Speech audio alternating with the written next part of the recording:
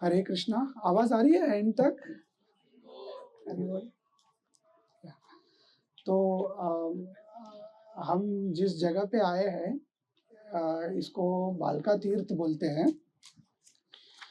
तो ये जगह का महत्व ऐसा है कि ये जगह पे भगवान श्री कृष्ण अपने निज धाम में वापस गए, मतलब अपने गोलोक धाम में यहाँ से वो वापस गए। तो ये धाम को हम बोलते हैं श्री कृष्ण निज धाम तीर्थ, मतलब श्री कृष्ण यहाँ से सीधा गोलोक धाम चले गए यहाँ पे।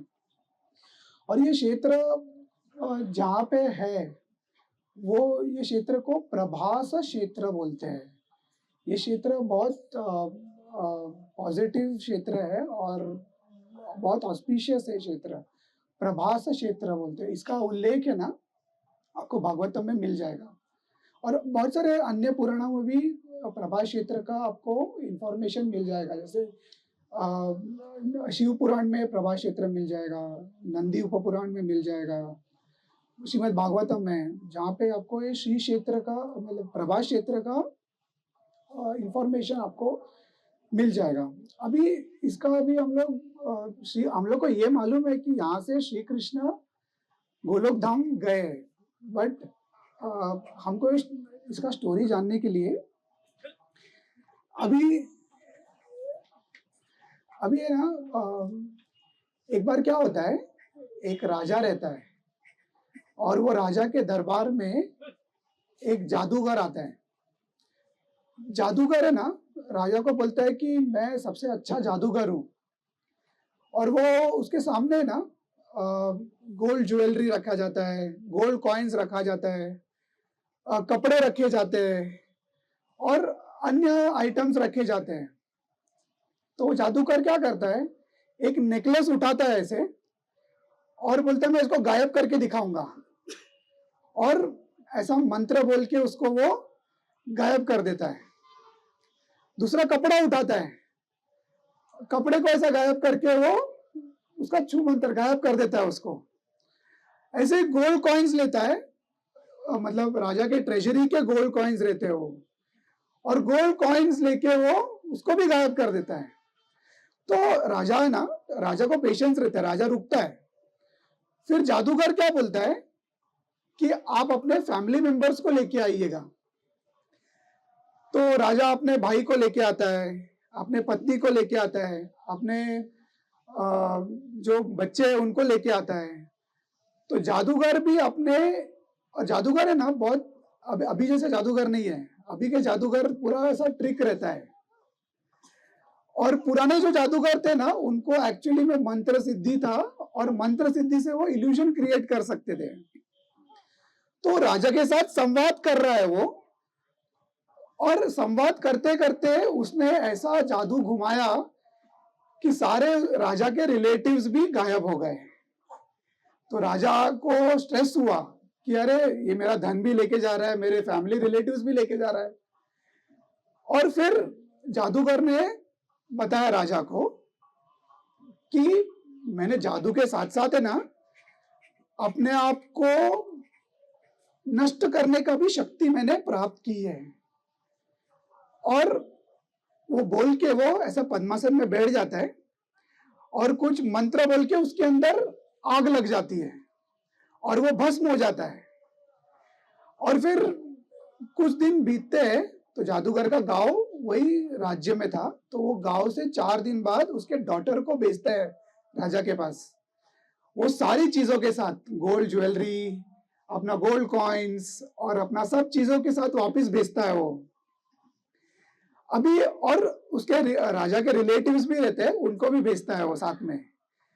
तो बेटी आती है राजा के पास, बोले राजा आपने आपके पास से जो हम लोग गायब किया था, वो गायब किया हुआ वस्तु आप वापस लीजिए और आपको जो उपहार मेरे को देना है आप दीजिएगा।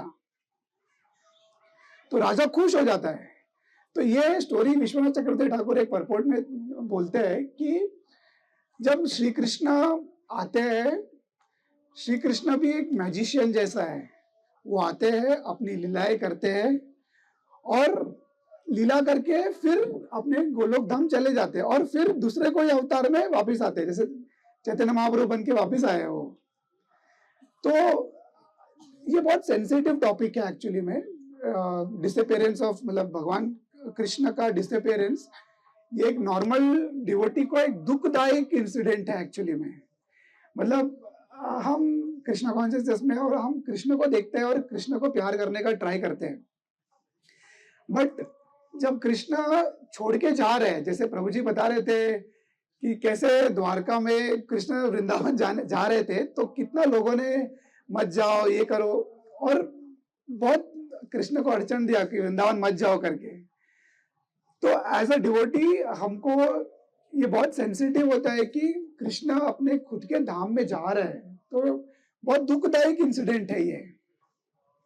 तो बट हमको ये समझना है कि आज मेरे को भी ये डाउट था, तो प्रभु जी ने आज बताया कृष्ण वहां पे भी है, कृष्ण यहाँ पे भी है। तो इससे हमको मालूम पड़ता है कि कृष्ण जाते हैं बट अपने भक्तों के लिए वो यहीं रहते हैं। तो अभी इसका स्टोरी क्या है कि इसको है ना मौशल लीला बोलते हैं, इसको मौशल लीला। अभी होता क्या है कि कृष्ण ना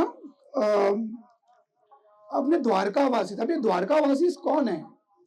द्वारकावासी कोई नॉर्मल एंटिटीज नहीं है, इसमें एक्चुअल जो द्वारका है, मतलब स्पिरिचुअल वर्ल्ड, मतलब आध्यात्मिक जगत का द्वारका, उससे उसके भगवान के पार्षद आए द्वारका में, और कुछ देवतागण उनके अंश भी द्वारका में थे। तो हम लोग बोलते हैं कि भगवान आए, और भगवान क्यों आए? भगवान धरती पे क्यों आए? धर्म स्थापना करने के लिए और असुरों का वध करने के लिए, जो धर्म के विरुद्ध थे, जो भगवान के विरुद्ध थे, इसके लिए भगवान आए। तो अभी आप पूछेंगे कि भगवान वापस क्यों जा रहे हैं? तो अभी क्या है ना कि भगवान का जो भी पर्पस था, जो भी उद्देश्य था, वो पूरा हो चुका है। अभी देखिए, पांडव राजा बन गए, युधिष्ठिर महाराज राज्य में बैठ गए, यहाँ पे उग्रसेन जी बैठ गए, सब असुरों का विनाश हो गया है, सब कुछ। तो कृष्ण का पर्पस पूरा हो गया, बट एक पर्पस उनका बाकी था। एक असुर जो थे, मतलब असुर मतलब जो कृष्ण के विरुद्ध रहते हैं, जो हम लोग इंग्लिश में एनिमिकल बोलते हैं, शत्रु होते हैं, तो वो बचे थे। तो कृष्ण ने क्या किया? कृष्ण ने द्वारकावासियों को बोला कि आसमान में ना बहुत सारे नेगेटिव चीजें दिख रही है, और यम दिख रहा है, रॉन्ग नोटेशंस दिख रहे हैं, सिंबल्स दिख रहे हैं, और समय बड़ा खराब है। ये कृष्ण ने द्वारकावासियों को कन्विंस किया, और जब ये कन्विंस किया और उनको बोला कि आप जो जहाँ पे द्वारका, ओरिजिनल द्वारका जो समंदर के वो पार था, उनको बोला कि आप चलिए और शंकोधरा मतलब प्रभा क्षेत्र, आप इधर आइए, और यहाँ पे हम लोग क्या करेंगे? यहाँ पे हम लोग हवन करेंगे। हवन किसके लिए? उसमें हम लोग देवताओं को पूजेंगे, देवताओं को ऑफरिंग्स देंगे, और जो ब्राह्मण्स है और उनको भी ऑफरिंग देंगे, उनको लैंड देंगे, उनको गोल्ड कॉइन्स देंगे। ऐसा बोल के द्वारका वासियों को उन्होंने यहाँ पे लेके, अभी द्वारका वासियों का भी आप देखेंगे, वो पूछे नहीं क्यों जाना है। अभी वो दे आर मतलब वेरी सिंसियर डिवोटीज, वो एकदम सिंसियर है, उन्होंने कृष्ण को पूछा ही नहीं। सब द्वारका के पुरुष, द्वारका के महिलाएं, कुछ महिलाएं, उनके बच्चे, सब ये प्रभा क्षेत्र जहां पे हम लोग बैठे, ये प्रभा क्षेत्र में वो आए। अभी यहाँ पे प्रॉपर सब हवन वगैरह हो गया, हवन हो गया, सब ऑफरिंग्स दे दिए सबको। सब ऑफरिंग देने के बाद जब हवन में बैठे थे सब, तो उनको एक मरेया ड्रिंक, मरेया मतलब राइस का जो वाटर होता है, पेय, राइस का ड्रिंक। अभी वो राइस का ड्रिंक है ना, वो बहुत ज्यादा ही फर्मेंट हो गया था, तो उसके कारण सब जो यदु लोग आए थे उन्होंने वो ड्रिंक को पी लिया, और ड्रिंक को पीने के बाद उनको नशा चढ़ गया, और ऐसा नशा चढ़ा कि वो एक दूसरे को पहचान नहीं पा रहे थे, और एक दूसरे को पहला विवाद हुआ दोनों के बीच में, आर्ग्यूमेंट्स हुआ, और आर्ग्यूमेंट्स के बाद दोनों एक दूसरे को धक्का देने लगे। धक्का देने के बाद दोनों ने एक दूसरे को अपने वेपन से मारने लगे। सब यदु, हाँ सब, अब इसके पीछे मैं स्टोरी बताऊंगा। सब एक दूसरे को मारने लगे, भाला से मारे, गदा से मारे, और उसके बाद लोग एलिफेंट पे चढ़ के आए, हॉर्स पे चढ़ के आए, और डोंकी पे चढ़ के आए, बफेलो पे चढ़ के आए, सब चढ़ के आके सबको एक दूसरे को मार रहे हैं। और कृष्ण और बलराम है ना, वो चुपचाप देख रहे दृश्य को, और ये इतना भीषण होगा कि बहुत खून बहा सब जगह पे, बहुत सब जगह पे विनाश हुआ। तो कृष्ण और बलराम बहुत कंसर्न हो गए, और वो ये झगड़े को स्टॉप कराने गए। अभी आप देखिए कृष्ण का रोल, कृष्ण वो महाभारत का युद्ध भी रोकने गए थे कौरवों के पास, और यहाँ पे भी वो युद्ध को, मतलब झगड़े को रोकने गए थे। तो कृष्ण ने प्रयास पूरा किया था, ऑल्दो उन्होंने ऐसा क्यों किया कि उनको कृष्ण के एनर्जीज और कृष्ण का पोटेंसी ने कवर कर लिया। और जब ये फाइट हुआ तो हम लोग ने कृष्णा बुक में फोटो देखा रहेगा, तो कृष्ण बलराम भी फाइट कर रहे हैं, तो कृष्ण को भी अटैक किया वो लोगों ने, और मतलब उनको ये भी समझ नहीं रहा था कि ये बलराम जी है, ये कृष्ण है, उन्होंने वो भी सोचा नहीं, और कृष्ण पे ही अटैक किया। तो कृष्ण बलराम को गुस्सा आया, और कृष्ण बलराम ने भी मारना शुरू किया कि, और ऐसा मारते मारते पूरा यदुकुल नाश हो गया।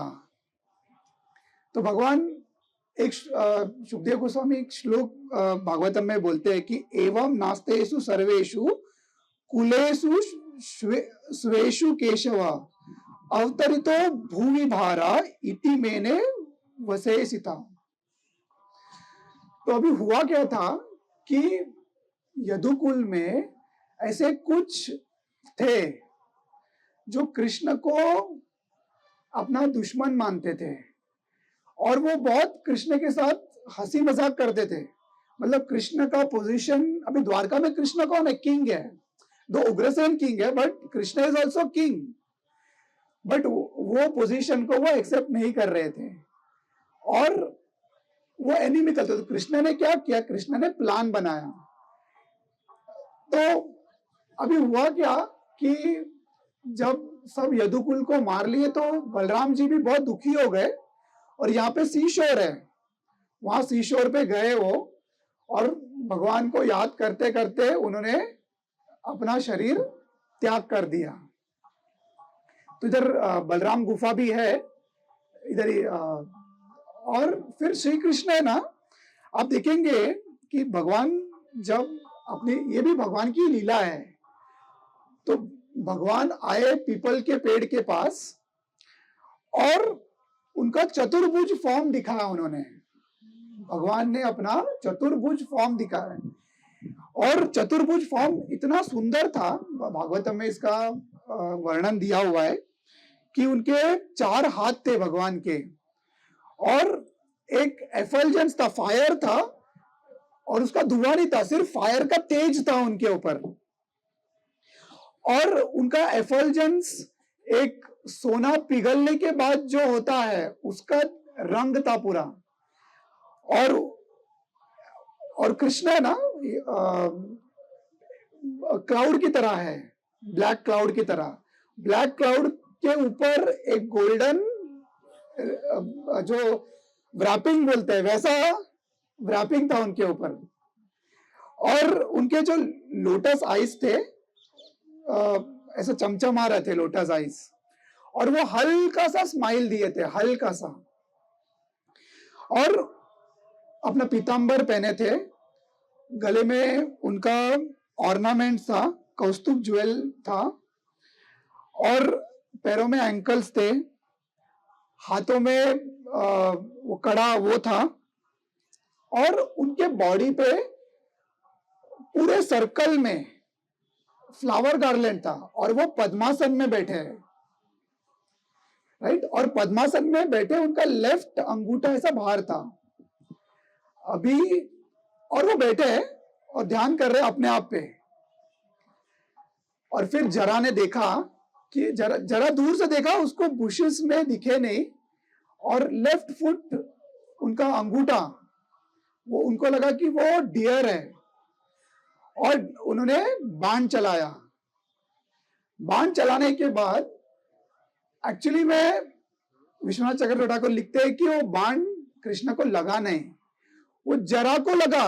जरा का वर्जन ये है कि वो बाण लग गया है, और वो देखने आया कि हिरण मर गई है तो मैं ले लूं इसको करके, और देखा भगवान श्री कृष्ण बैठे उधर, और भगवान श्री कृष्ण को देख के वो बहुत रोया कि मैंने बहुत अपराध किया है, और मेरे को ऐसा नहीं करना चाहिए था, आप सुप्रीम लॉर्ड है, मैंने आप पे बाण कैसे चला दिया। और ऐसे बहुत उसने बहुत रोया, बहुत लैमेंट किया उसने, और उसको समझा नहीं एक्चुअली में कि भगवान के इसमें।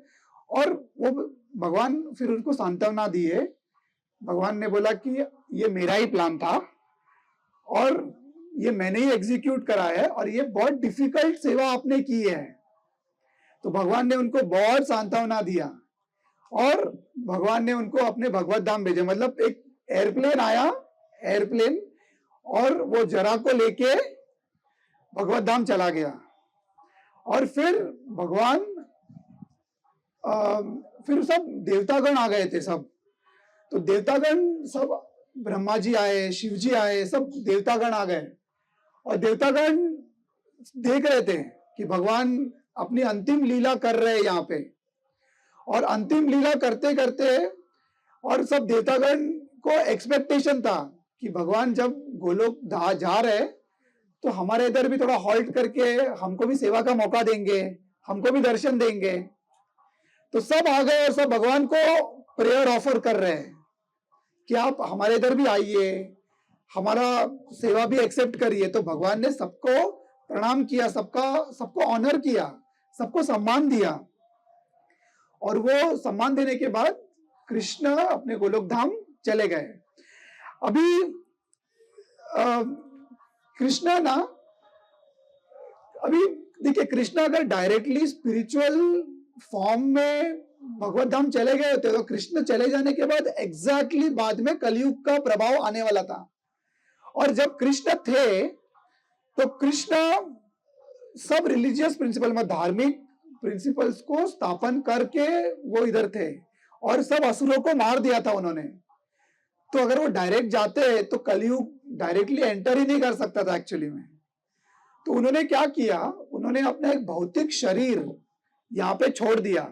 किसके लिए? जो अधर्मी है, जो कृष्ण पे विश्वास नहीं रखता है, जो कृष्ण पे ईर्ष्या दिखाता है, जो भक्त नहीं है, उनको भ्रमित करने के लिए एक शरीर छोड़ दिया और वो चले गए। अभी आप बोलेंगे कि ऐसा स्टोरी है, सब यदु ने एक दूसरे को मार दिया, पर क्यों? तो कृष्ण ने, ये कृष्ण का प्लान है एक्चुअली। तो इसमें क्या होता है कि एक बार कृष्ण ना वसुदेव के घर पे थे, और उन्होंने बहुत सारे ऋषियों को बुलाया, जैसे कि विश्वामित्र मुनि है, दुर्वासा मुनि, काश्यप मुनि, सब मुनियों को उन्होंने बुलाया और हवन करने के लिए बुलाया। क्यों हवन करने के लिए? कि अभी कलयुग आ रहा है, कलयुग के दुष्प्रभाव को मिटाने के लिए कि आप सारे आइए और हम पूरे वर्ल्ड के अच्छे के लिए, दुनिया के अच्छे के लिए हम लोग हवन करेंगे करके। तो हवन सब संपन्न हुआ। तो अभी कृष्ण ने वसुदेव के घर पे हवन किया और सब ऋषियों को बोला कि आप पिंडारका जाइए, पिंडारका नजदीकी है यहाँ पे, सी शोर पे, तो आप वहां जाइए, और वहां जाने के बाद आप यदुकुल के बाकी मेंबर्स को आशीर्वाद दीजिए करके। तो सारे ऋषिगण, नारद मुनि सब चले गए और वहां पे जब यदुकुल के बच्चे थे तो उन्होंने ऋषिवर का मजाक उड़ाया। जैसे कि सांबा थे, सांबा कृष्ण के ग्रैंडसन, उनको एक स्त्री का वेश धारण करने बोला और उनके पेट में ना एक लोहे का मूसल, मतलब एक गदा शेप में एक आयन का सब्सटेंस, वो उनके पेट में छुपा के उन्होंने उनको साड़ी पहनाया और ऋषिवर को बोला कि देखिए ये गर्भवती है, इनके आंखें भी नीली है, काली है, और ये आपसे सवाल पूछना चाहते हैं बट ये बहुत शर्मा रहे हैं, तो क्या ये आपसे सवाल पूछ सकते हैं? तो ऋषिवर ने बोला हाँ। तो उन्होंने बोला कि अभी गर्भवती है तो आप बता सकते हैं इसमें मेरे को लड़का होने वाला है या लड़की होने वाली है? तो ऋषिवर क्या त्रिकाल ज्ञानी थे, सब मतलब उनको सब आगे का सब दिखता था और ज्ञानी ऋषि थे ना, सब ऐसे वैसे ऋषि नहीं थे। तो उन्होंने बोला कि आपके पेट में जो भी है वो आपके कुल का विनाश करेगा करके। तो ऐसा बोल के उन्होंने, फिर वो बच्चे सब डर गए। अभी ऋषिवर ने शाप दे दिया है, तो वो भागते भागते उग्रसेन जी के पास गए। उग्रसेन जी के पास जाने के बाद उग्रसेन जी भी कंफ्यूज थे क्या करना चाहिए। आप देखिए कृष्ण का ये जो पोटेंसी है कैसे है। वो अभी कृष्ण भी थे तो कृष्ण के पास नहीं गए कि इसका सॉल्यूशन लेने के लिए, उग्रसेन के पास गए। राजा उग्रसेन ने अपने इंटेलिजेंस से डिसीजन दिया कि इसको आप पाउडर कर दीजिए और समुद्र में डाल दीजिए। और उन्होंने इंस्ट्रक्शन माना, उसको वो जो आयन का था उसको पाउडर करके समुद्र में डाल दिया। उसका एक छोटा टुकड़ा बच गया था और उसको मछली ने खा लिया। मछली ने खाने के बाद उसको जब भी फिशरमैन ने, मतलब मछुआरों ने पकड़ा तो अंदर देखा तो ये मूसल था। तो ये मूसल को उन्होंने जरा को दे दिया था, जिसने कृष्ण पे बाण चला। तो जरा ने अपने जो बाण के टॉप हिस्सा, ऊपर का हिस्सा है, उस पे उसने वो कोटिंग वो आयन का लगा दिया। तो एक्चुअली में कृष्ण को बाण लगा नहीं, क्योंकि कृष्ण को कोई शाप लगता ही नहीं है, क्योंकि Krishna supreme personality of godhead है। और ये लीला भगवान ने की। और जब युद्ध हुआ तो जब ये युद्ध में जब उनके आभूषण, जब उनके अस्त्र शस्त्र खत्म हो गए तो वो समंदर पे गए और समंदर पे जो पाउडर था ना वो एक खेत जैसा बन गया था, जो लोखंड का खेत बोलते हैं हम लोग। वो लोखंड का खेत लेके एक दूसरे को सबने मार के खत्म कर दिया था तभी। तो ये श्राप लगा था उनको। और अभी भगवान इससे हमको बहुत कुछ सिखाना चाहते हैं कि ये जो श्री कृष्ण निज धाम वापिस चले गए तो भगवान बताना चाहते हैं कि वो सबको असुरों को नाश करने आया था, तो उन्होंने लास्ट असुर को भी नाश कर दिया। और भगवान बताना चाहते हैं कि यदुकुल में वापिस इसका ये कुल को लेके और समाज में अभी बहुत लोग होते ना कि हम भी यादव है, हम भी कृष्ण है, ऐसा बोल नहीं पाए करके उन्होंने सारा यदुकुल को ही खत्म कर दिया कि कोई उनका लेगेसी को क्लेम नहीं कर सके। और वो बताना चाहते थे कि वो शुद्ध भक्त को और डिवोटीज को प्रोटेक्ट करना है। और जब कृष्ण जा रहे थे ऊपर तो वो सबको दिखे नहीं, जो भगवान के बहुत निकट है और बहुत अच्छे भक्ति करते हैं उनको दिखे वो, और ऐसे करके वो चले गए। और जब भी ये क्षेत्र है ना, प्रभास क्षेत्र, ये बहुत ऑस्पिशियस क्षेत्र है एक्चुअली में। यहाँ विदुर जी भी आए थे जब उनको दुर्योधन ने सभा से, हस्तिनापुर से उनको बाहर निकाल दिया था, तो वो भ्रमण करते करते करते यहाँ पे भी आए। और यहाँ पे ना सांदीपनि मुनि भी आए यहाँ पे।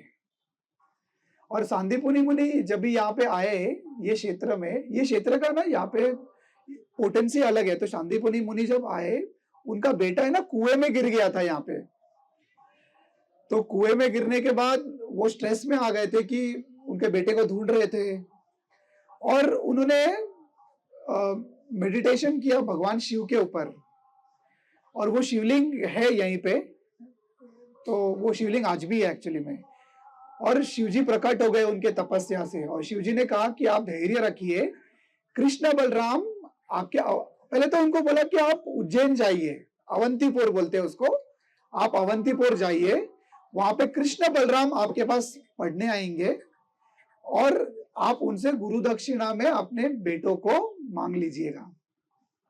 तो श्री कृष्ण भी आए यहाँ पे, मतलब सांदीपनी मुनि के बच्चे को ढूंढने के लिए भी कृष्ण और बलराम यहाँ पे आए, और यहाँ पे आने के बाद उन्होंने समंदर में गोता लगाया यहाँ पे, और पांचजन्य राक्षस को उन्होंने वध किया यहाँ पे, और देखा कि ऐसा मान्यता था कि पांचजन्य ने उन बच्चों को खा लिया है, तो उन्होंने उनको मारा और उनके पेट में देखा तो उनको बच्चे मिले नहीं, और फिर वो यमराज के पास गए और उनको छुड़ा के लेके आए। तो ये क्षेत्र काफी पॉजिटिव क्षेत्र है।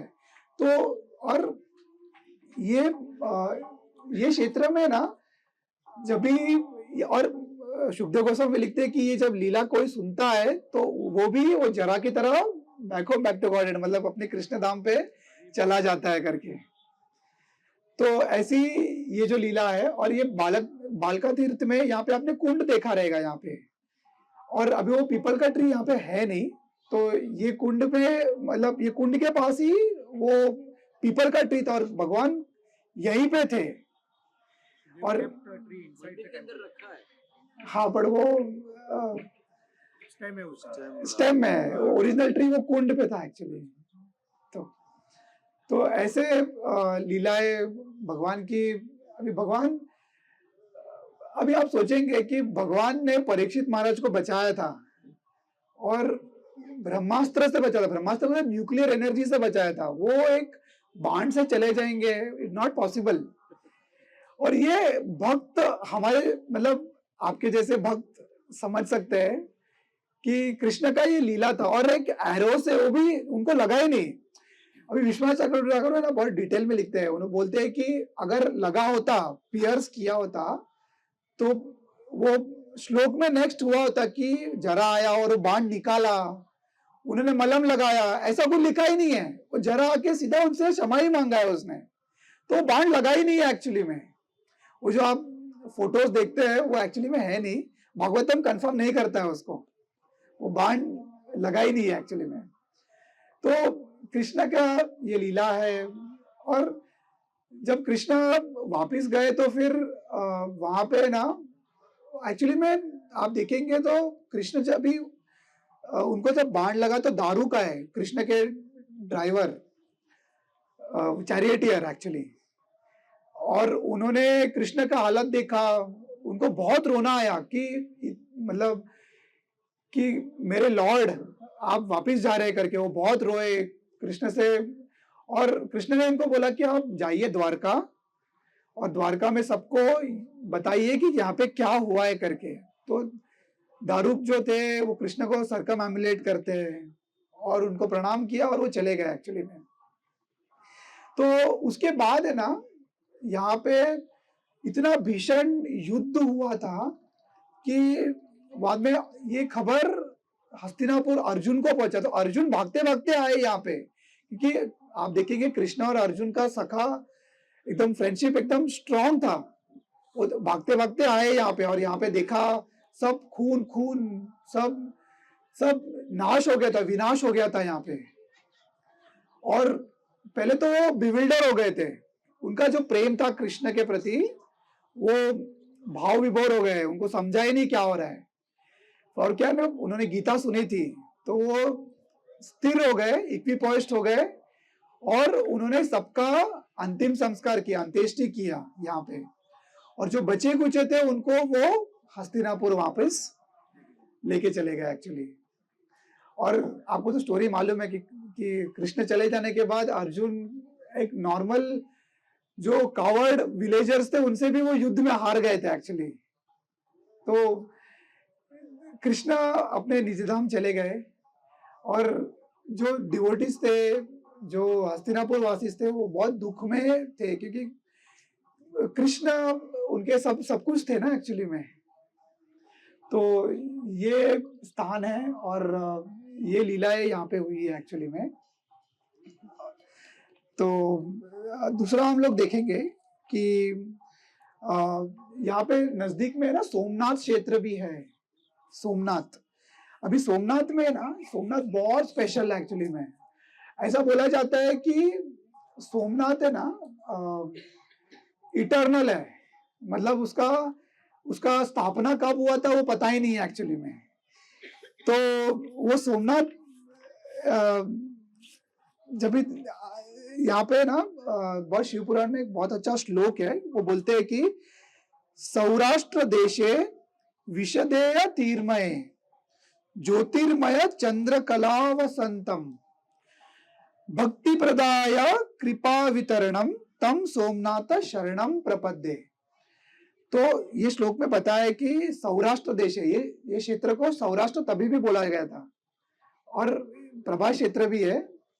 तो सौराष्ट्र देश में एक स्पेशल एंटिटी है और वो ज्योतिर्मय है, मतलब उनके अंदर ज्योति जैसा है वो, जिनके सर पे चंद्रमा है। और वो क्या करते हैं, वो भक्ति प्रदान करते हैं। सोमनाथ जी आप प्रे करोगे तो भक्ति को प्रदान करते हैं वो, भक्ति प्रदाय और कृपा वितरणम, बहुत कृपालु है शिव जी, बहुत ज्यादा कृपालु है। और ऐसे सोमनाथ जी को हम प्रणाम करते हैं। तो ये सोमनाथ है ना, सोमनाथ जी ये 12 ज्योतिर्लिंगों में से एक है एक्चुअली में और बहुत स्पेशल है। आपने बहुत सुना रहेगा सोमनाथ के बारे में। ये क्षेत्र है ना एक्चुअली में इसका मतलब एग्जिस्टेंस कब हुआ, एक बार क्या हुआ कि दक्ष प्रजापति, प्रजापति आपको मालूम है कौन है ना, ये प्रजापति ब्रह्मा जी ने उनको अपॉइंट किया टू पॉपुलेट सोसाइटी, मतलब समाज को बढ़ाने के लिए उनको अपॉइंट किया है। तो उसमें दक्ष प्रजापति आए हैं। तो दक्ष प्रजापति उनके 60 कन्याएं थी, 60 डॉटर्स, 60 कन्याएं। 60 कन्याओं में से उन्होंने 27 कन्याओं की शादी उन्होंने चंद्रमा को साथ विवाह किया था, सोमदेव को उन्होंने उनका विवाह कर दिया था और बहुत सब अच्छे से विवाह हुआ, सब खुश थे। 27 वाइफ्स बहुत अच्छे से खुशी से रह रहे थे चंद्रमा के साथ। और रहते रहते क्या हुआ, चंद्रमा है ना वो एक रानी से बहुत ज्यादा आसक्त थे, उनका नाम था रोहिणी। वो कृष्ण, ये बलराम जी की मां नहीं है, ये रोहिणी अलग है, ये नक्षत्र है रोहिणी, उनसे बहुत अटैच थे एक्चुअली में। और ये हम समाज में देखते हैं कि बाकी मतलब एक जन से अटैच रहते तो बाकी लोग ईर्ष्या हो जाते हैं। अभी हम लोग ने वो चित्रकेतु के पास्टर में भी देखा था, अभी जो जिसको वो बच्चा हुआ था सब वो राजा उसके प्रति जाता, तो बाकी लोगों ने उनको वो माता को पॉइजन दे दिया था। तो यहाँ पे भी कि यहाँ पे थोड़े क्या है, थोड़े सभ्य थे, उन्होंने डायरेक्टली पॉइजन नहीं दिया और उन्होंने बहुत, बट उनको ईर्ष्या हुई बाकी कि अरे सिर्फ रोहिणी को ध्यान दे रहे, हमारे प्रति उनका ध्यान है ही नहीं।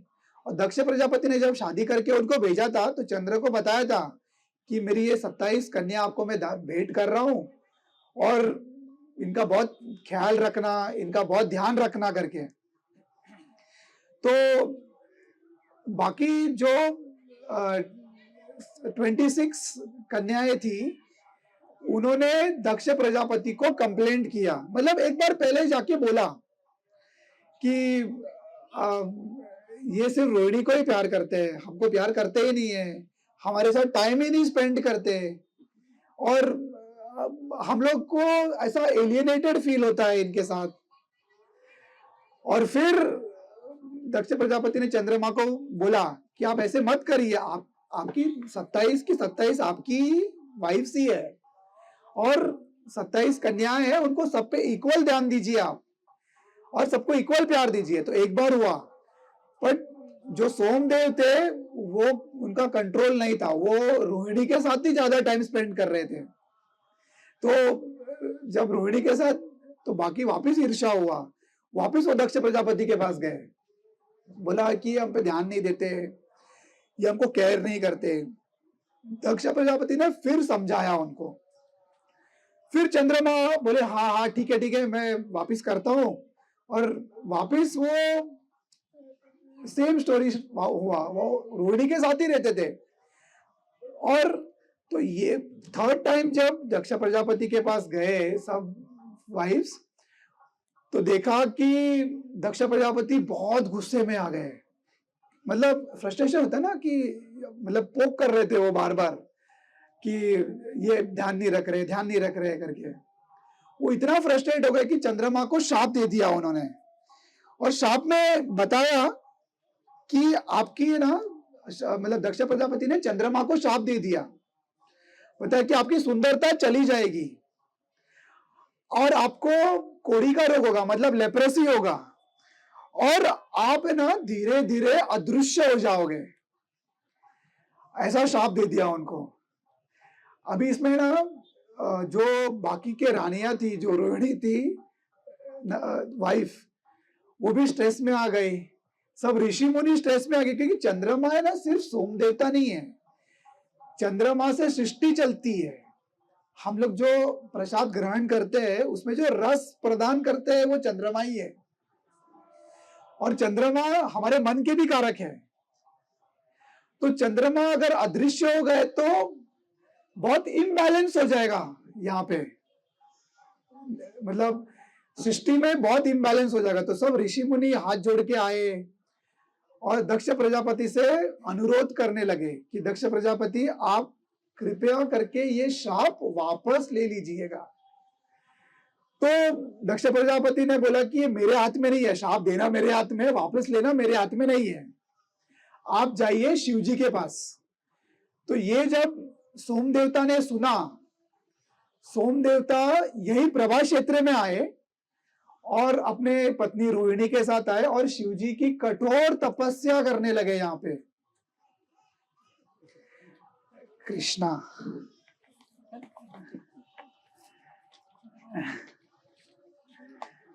तो कठोर तपस्या करने लगे यहाँ पे चंद्रदेव, और तपस्या, इतनी तपस्या की कि भगवान शिव प्रकट हो गए, और भगवान शिव ने उनको कहा कि आपने मेरी बहुत तपस्या की है, आपने यहाँ पे बहुत परिश्रम किया है, बहुत मेरी भक्ति की है यहाँ पे, तो मैं आपको वरदान देना चाहता हूँ।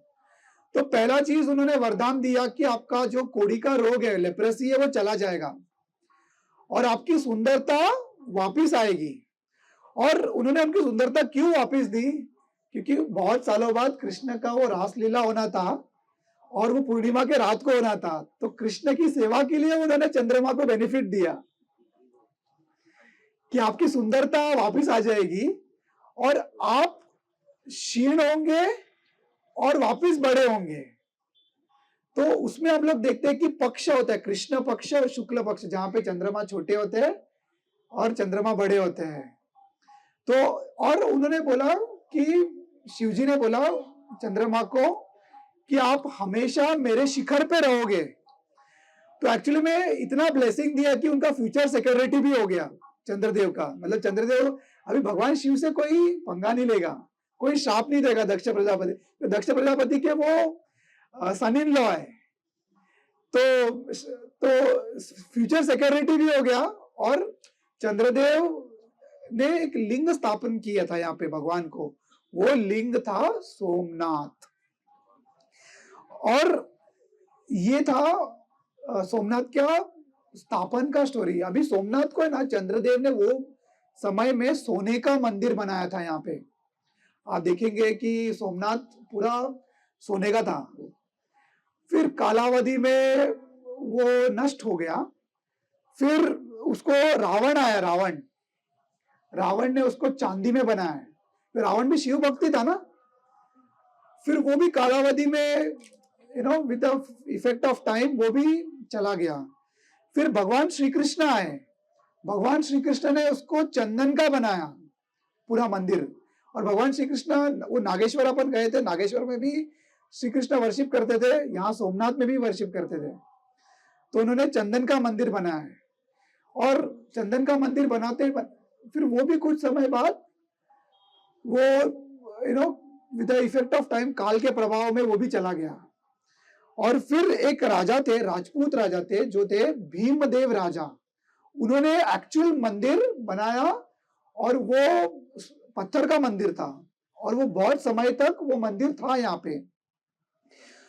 और जब शिव के भक्त यहाँ पे रहते थे, कृष्ण के भक्त यहाँ पे रहते थे, प्रभास क्षेत्र में वो तीर्थ यात्रा करने आते थे, तो बहुत साल ये मंदिर था। और एग्जैक्टली आज से 1000 साल पहले 1026, अभी 2026 है ना, तो 1026 में यहाँ पे एक बहुत क्रूर राजा आया, उसका नाम है मोहम्मद गजनी। मतलब वो गजनविद किंगडम का राजा था वो।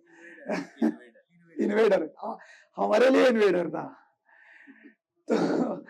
तो वो आया यहाँ पे। अभी वो उसको ना उपाधि दी थी कि आइडल ब्रेकर। उसने ना बहुत हिंसा मचाई थी।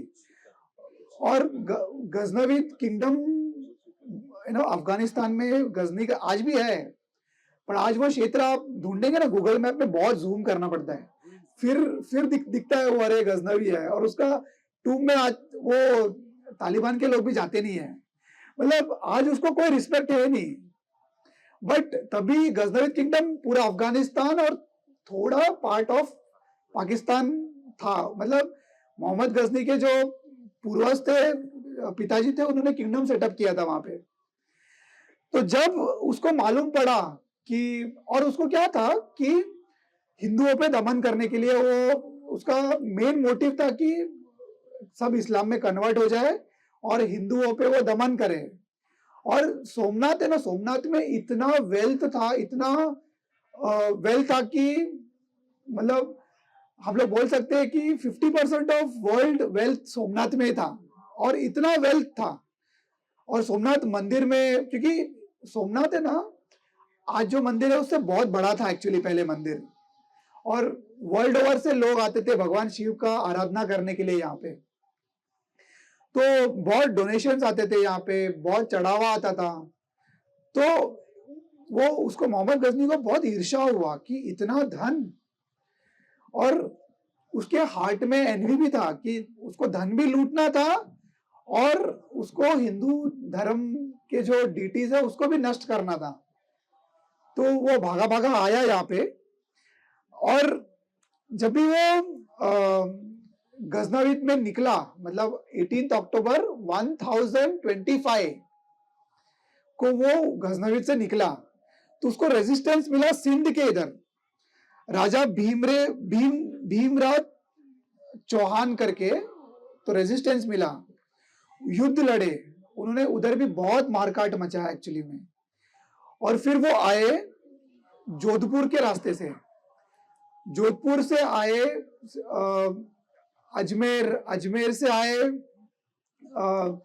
पाटन, वहां से आके वो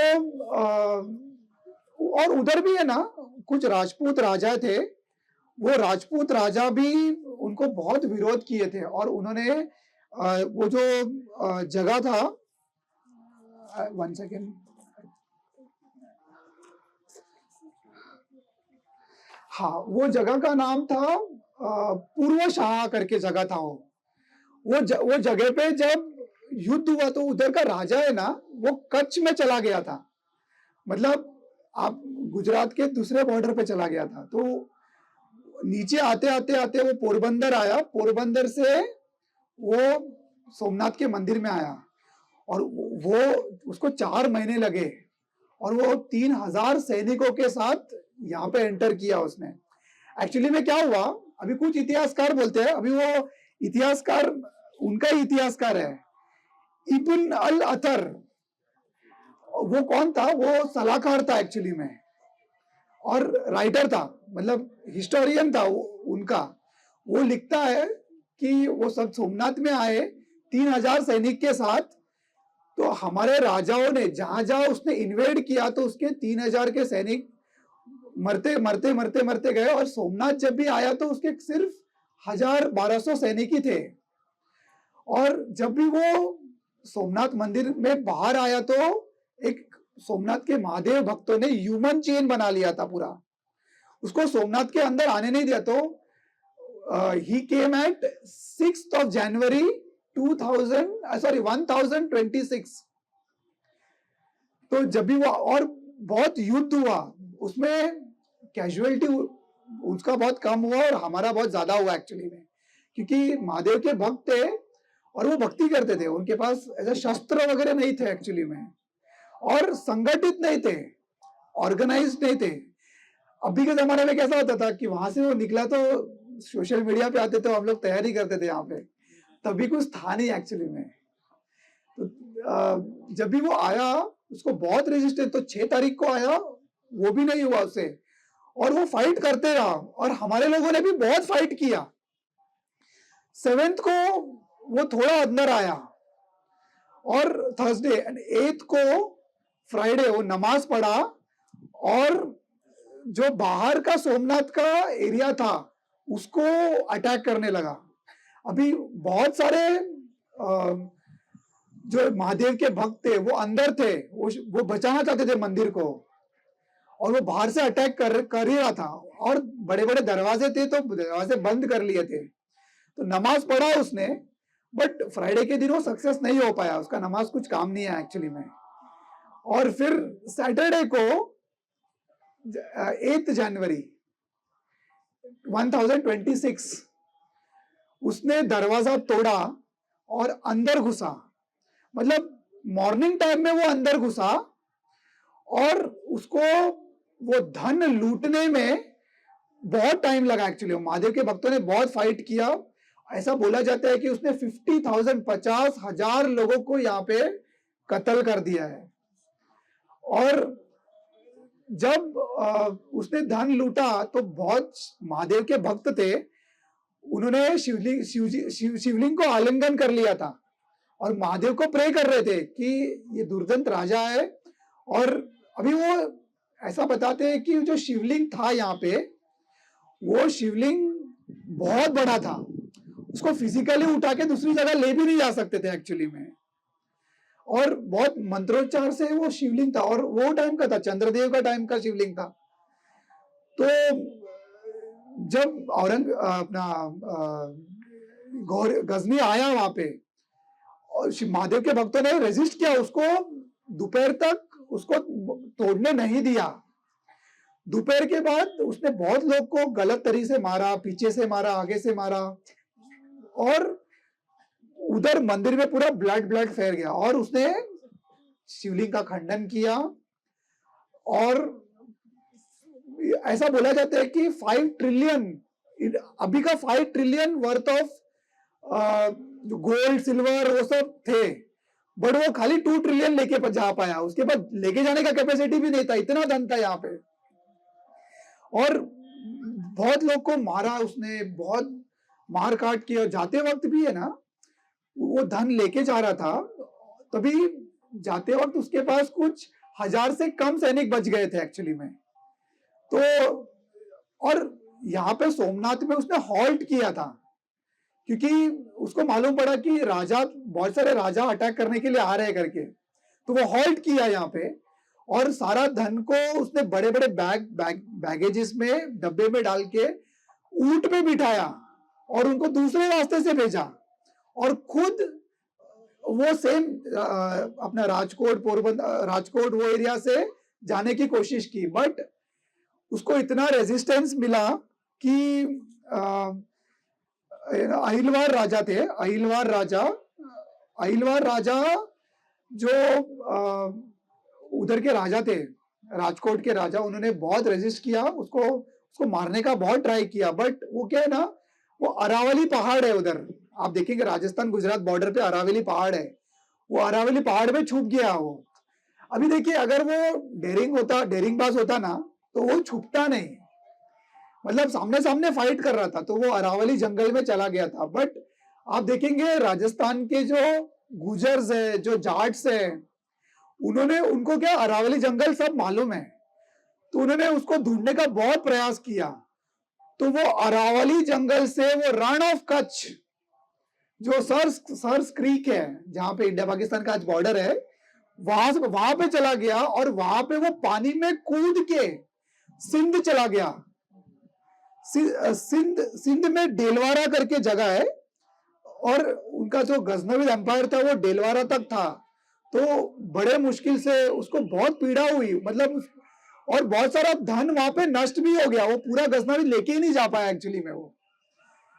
तो वहां पे गया वो, और यहाँ पे जो गुजरात और राजस्थान के राजा है तभी उनको समझ आया कि ये इतना सोमनाथ का मंदिर तोड़ दिया है इसने और ये वापस लेके जा रहा है धन।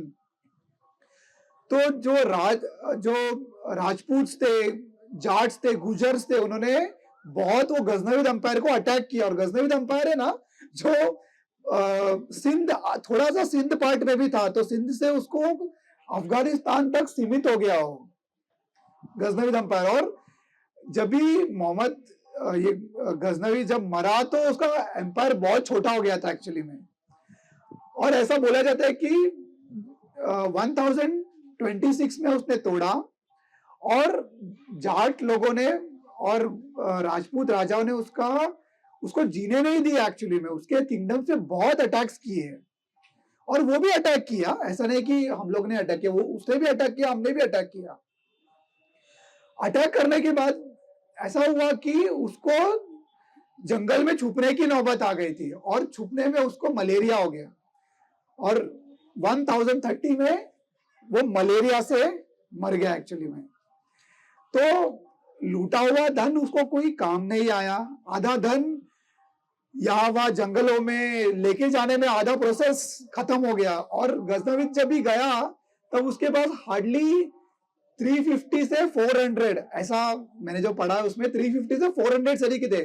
निकला था 3000 लेके, बट 350 से 400 ही सैनिक थे एक्चुअली में। तो वो फर्स्ट अटैक था कि सोमनाथ पे, और ये अटैक में ना एक्चुअली में बहुत नुकसान हुआ सोमनाथ का। और सोमनाथ का जो ओरिजिनल शिवलिंग है वो भी गजनवी वो लेके चला गया था एक्चुअली में। और फिर महादेव के भक्तों ने फिर ये मंदिर को बनाया। ये हुआ 1100 मतलब 11th सेंचुरी में हुआ ये। उसी सेंचुरी के अंत में राजा कुमारपाल करके थे, उन्होंने वही मंदिर स्थापित किया बड़े तरीके से और भव्य मंदिर स्थापित किया। और जो धन था वो अभी वापस आ गया धन एक्चुअली में, क्योंकि वो मंदिर वापस बनवाया ना उन्होंने। तो वो धन से वापस 12th सेंचुरी में बना के फिर 13th सेंचुरी में अलाउद्दीन खिलजी आए। अभी अलाउद्दीन खिलजी वो दिल्ली से आ रहे थे, तो झालोर में अभी क्या हुआ ना, एक सबक मिल गया था हमको। तो प्रोटेक्शन तो किया था, बट अलाउद्दीन खिलजी का आर्मी बहुत बड़ा था एक्चुअली में। तो झालोर के राजाओं ने उसको बहुत फाइट किया, रेजिस्ट किया, उसको आने नहीं दिया।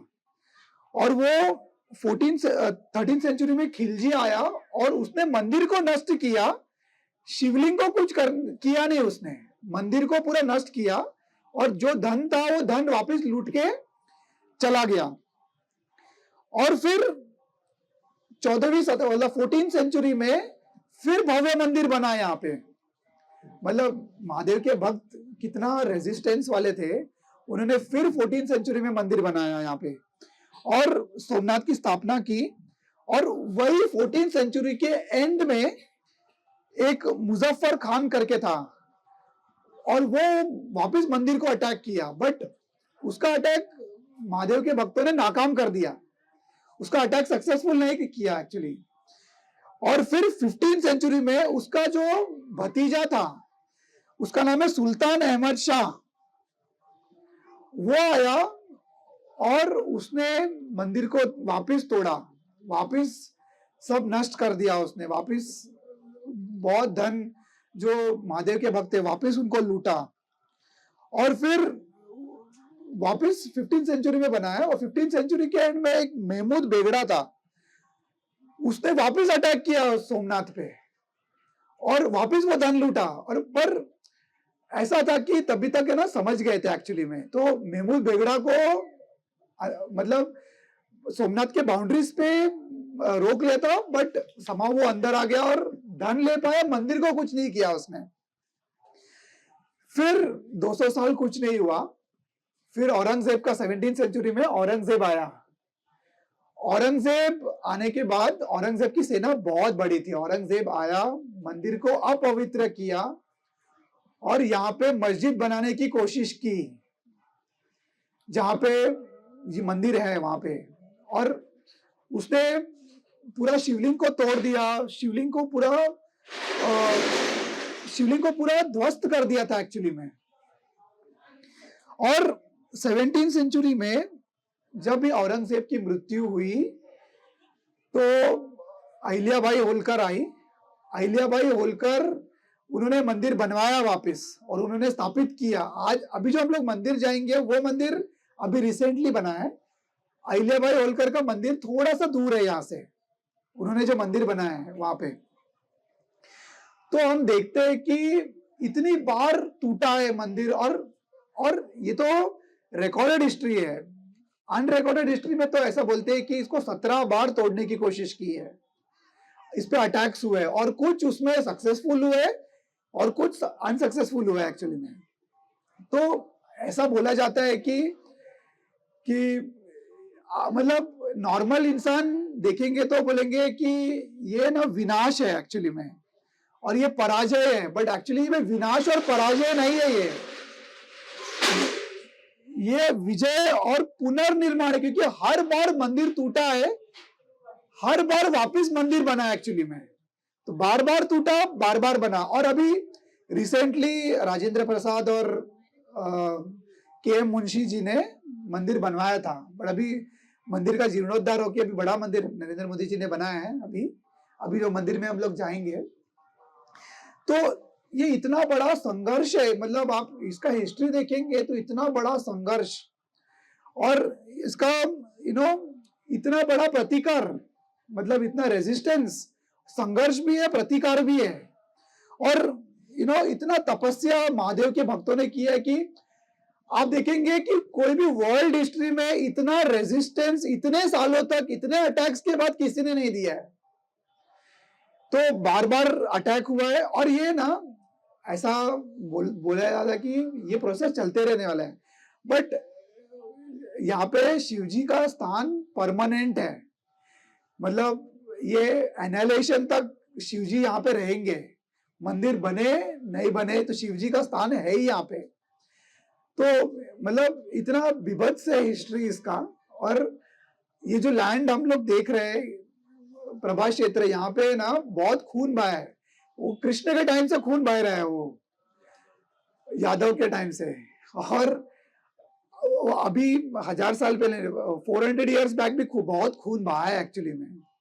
और जब भी ये मंदिर भी बन रहा था तो ये मंदिर इजीली बनाने नहीं मिला एक्चुअली में, क्योंकि फंड्स ही नहीं था। और आप देखेंगे कि जो नेहरू थे वो मंदिर बनाने के लिए एग्री नहीं थे, वो बोले थे सरकारी धन इसमें यूज नहीं करेंगे करके। But Rajendra Prasad, KM. मुंशी, हमारा इसलिए मंदिर के.एम. मुंशी मार्ग पे है ना, वो बहुत व्यक्ति ने मंदिर बनाया है। अच्छा, तो वो के.एम. मुंशी ने बहुत मेहनत किया एक्चुअली में, और उन्होंने ये बहुत मेहनत के बाद बहुत लोगों से डोनेशन करके सोमनाथ की स्थापना की, शिवलिंग की स्थापना की, और ये मंदिर बनवाया एक्चुअली में। तो ये हमारे सोसाइटी को दिखाता है कि हम ओल्डेस्ट लिविंग है हम लोग, और हमारे पे जितना भी अटैक हुआ है हम वापस खड़े होते हैं। त्रिनादपि सुनिचेना प्रिंसिपल फॉलो करते हैं, बट वो ग्रास के ऊपर जब हम लोग पैर रखते हैं तो ग्रास फिर से खड़ा हो जाता है कुछ टाइम बाद। तो ऐसे प्रतिकार, तो ये हमारे पूर्वजों का सक्सेस है एक्चुअली में, और वही पूर्वजों का सक्सेस हमको कंटिन्यू करना है, और ऐसी मतलब ऐसे व्यवस्थाओं को कंटिन्यू करना है कि ऐसे मंदिर बचे रहे, ऐसे पूजा पद्धति बचे रहे। तो ये थी सोमनाथ की हिस्ट्री, मतलब राइट फ्रॉम चंद्रदेव ने स्थापना की और आज का सोमनाथ, मतलब इसके लाखों साल हो गए एक्चुअली में। कितने लोग आए, कितने लोग गए, कितने लोगों का विनाश हुआ, but Somnath as it is है।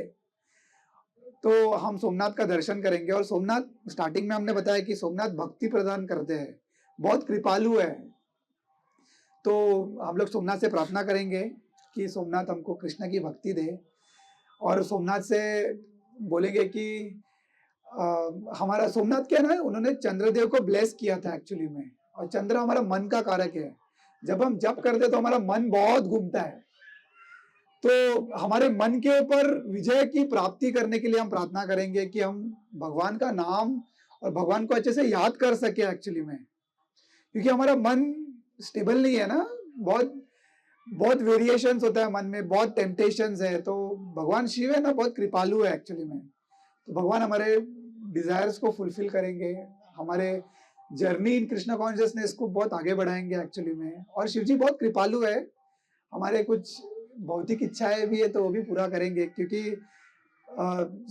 ये चंद्रदेव के थोड़े से तपस्या में, अभी चंद्रदेव आप देखेंगे ना, उनका characteristics, he is a sense enjoyer. मतलब उनका आप हिस्ट्री पढ़ेंगे तो वो बृहस्पति के पत्नी के साथ भी इलिसिट अफेयर किया था उन्होंने, चंद्रदेव ने, और उसके रिजल्ट में जो बुध प्लैनेट है वो बुध आया था। तो ऐसे चंद्रदेव ने, उन्होंने इतना ब्लेसिंग दिया कि वो कृष्ण की लीला को सपोर्ट करने के लिए वो पहुंच गए रासलीला को। मतलब शिवजी की कृपा इतनी लंबी है, इतनी बड़ी है एक्चुअली में, कि मतलब ऐसे, मतलब Chandradev of course is great, मतलब थोड़ी सी गलती की, उनको उनके टोटलिटी लाइफ को देखना चाहिए, उन्होंने बहुत तपस्या की है, बट मतलब इतना होने के बाद उनको सीधा कृष्ण के पास पहुंचा दिया उन्होंने। तो हम लोग भी मांग सकते हैं कि हमको भी कृष्ण की सेवा करने का मौका दे दे भगवान सोमनाथ, और हमको भी सब भक्ति करके हम भी कृष्ण कॉन्शियस में आगे बढ़े। तो ये थी सोमनाथ की कथा और बालका तीर्थ की कथा। तो थैंक यू वेरी मच मेरे को अपॉर्चुनिटी देने के लिए, थैंक यू सो मच। कुछ गलती होगी रहेगी तो क्षमा करिएगा, कुछ करेक्शन से तो आप बताइएगा।